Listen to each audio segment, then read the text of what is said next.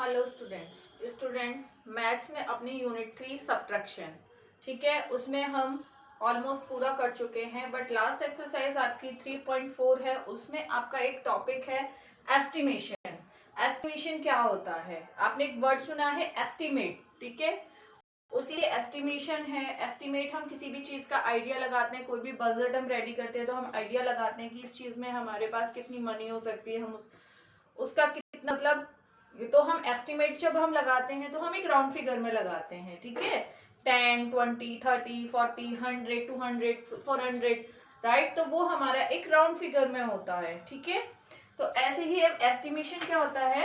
Estimation is done when we do not have the exact value. यानी कि estimation हम जब करते हैं जब हमारे पास कोई एग्जैक्ट वैल्यू नहीं होती है, मतलब एक फिक्स वैल्यू हमारे पास नहीं होती है, but we can estimate a value close to it. But हम एक एस्टिमेट वैल्यू उसकी लगाते हैं जो उसके एकदम क्या होती है, क्लोज होती है, बिल्कुल पास में होती है। अब देखिए एस्टिमेशन, एस्टिमिंग कॉस्टेज हमारी 10 से जो वैल्यू होती है वो कैसे होती है? देखिए 1, 2, 3, 4 ये जो हमारी होती है, इनकी जो हम एस्टिमेट वैल्यू लगाएं तो वो हमारी 0 होती है। बट 5, 6, 7, 8, 9 एंड 10 इसकी जो हमारी एस्टिमेशन वैल्यू होती है वो हमारी क्या होती है? 10 होती है। बट 11, 12, 13, 14 इसकी जो एस्टिमेट वैल्यू होगी वो भी हमारी क्या होगी? 10 होगी। बट इसके आगे जब हमारा 15, 16, 17, 18, 19 देन 20 आ जाएगा तो इसकी हमारी कॉस्ट हो जाएगी 20। ये हमारी होती है एस्टिमेट वैल्यू। जैसे कि आपने देखा होगा कि हम कभी आपके जैसे कि एग्जाम्स में मार्क्स होते हैं, राइट। आपका मार्क्स आए मान लीजिए 10 में से 9 एंड हाफ, हाफ को हम क्या कर देते हैं, राउंड फिगर में हम उसको फुल 10 कर देते हैं, राइट। ऐसे ही होता है ना।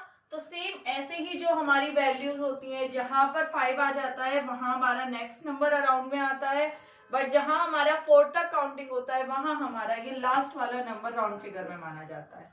ओके, तो यही हमारी क्या होती है? एस्टिमेशन होती है, एस्टिमिंग कॉस्ट होती है। ओके, तो हम इसी तरीके से हमारे कुछ एस्टिमेशन सम्स हैं उनके भी हम वैल्यू निकालते हैं, जैसे कि आपको एक्सरसाइज में दिया है। फर्स्ट एक्सरसाइज आपका फर्स्ट है, इसमें right the estimated value of the following numbers. नीचे मतलब इसमें आपको कुछ नंबर्स दिए हैं जिनकी आपको एस्टिमेट वैल्यू राइट करनी है। तो एस्टिमेट वैल्यू निकालने के लिए हम क्या करते हैं? मान लीजिए एस्टिमेट वैल्यू निकालने के लिए हमारा नंबर है 7। ओके, तो 7 का हमारा एस्टिमेट वैल्यू क्या होगा? 4 से अगर कम होगा तो 0 होगा, बट हमारा 4 से आगे है तो हमारा क्या होगा? 10 होगा। ओके, सेम ऐसे ही आपको कोई नंबर दे दिया जाता है 27 और 27 का आपसे क्या पूछ लिया जाता है? Estimate value. तो एस्टिमेट वैल्यू आपकी इसकी क्या होगी? 27। अगर 24 होता, 23 होता, 22 होता तो हम यहाँ राइट करते 20, बट ये 27 है तो हमारा एस्टिमेट वैल्यू क्या होगा? 30। ओके, ऐसे ही आप मान लीजिए आपको 10 चॉकलेट्स लेने जाना है, आप उसका एस्टिमेट वैल्यू लगाते हैं, ठीक है। एक चॉकलेट आपकी 4 रुपीज की है, बट आप क्या कहेंगे कि हमारे 10 चॉकलेट्स लेके आएंगे तो मिनिमम 50 रुपीज तो लग ही जाएंगे, राइट। एक आप राउंड फिगर में बताएंगे, ठीक है।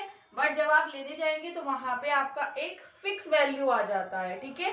बट हम जो अंदाजे से हमारी वैल्यू लगाते हैं वो हमारी कौन सी वैल्यू कहलाती है? वो हमारी एस्टिमेट वैल्यू कहलाती है। ओके, तो इस तरीके से हम इनकी एस्टिमेट वैल्यू निकालते हैं। मान लीजिए आपके पास एस्टिमेट वैल्यू में है 42, तो 42 में आपका 42 का एस्टिमेट वैल्यू अगर हम राइट करते हैं तो क्या होगा?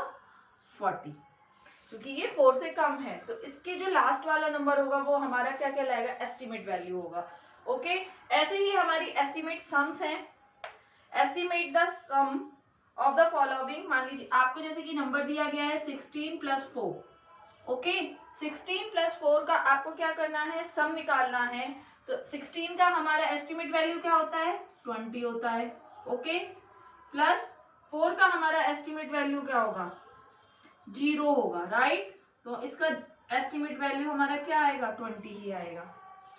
ओके, ऐसे ही आपका मान लीजिए नंबर है 47 + 11, तो हमारा 47 का क्या होगा 50 हो जाएगा, प्लस 11 का एस्टिमेट वैल्यू क्या हो जाएगा हमारा 10, और इनका हम इक्वल करेंगे तो क्या हो जाएगा 60। इसका आंसर हमारा क्या आएगा 60।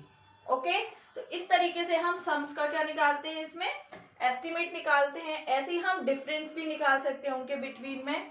मान लीजिए आपके पास नंबर है 18 माइनस 9। ओके, अब इन दोनों के बीच का जो एस्टिमेट क्या है, डिफरेंस है, वो हमें निकालना है। तो एस्टिमेट डिफरेंस निकालने के लिए आप क्या करेंगे, आप दोनों का एस्टिमेट लिखेंगे। 18 का एस्टिमेट होगा 20 एंड 9 का हमारा हो जाएगा 10। अब माइनस करेंगे तो दोनों के बीच में कितना डिफरेंस आएगा 10। ओके, सेम ऐसे ही आप देखिए, आपका 98 है माइनस 71 है। ओके, अब हम इसका एस्टिमेट निकालते हैं तो 98 का एस्टिमेट क्या हो जाता है 100 एंड 71 का हमारा एस्टिमेट हो जाता है 70, और डिफरेंस कितना आया दोनों के बीच में 30। ओके, तो इसी तरीके से हम अपने एस्टिमेट वैल्यूज एंड सम्स को सॉल्व कर सकते हैं। Okay students, thank you.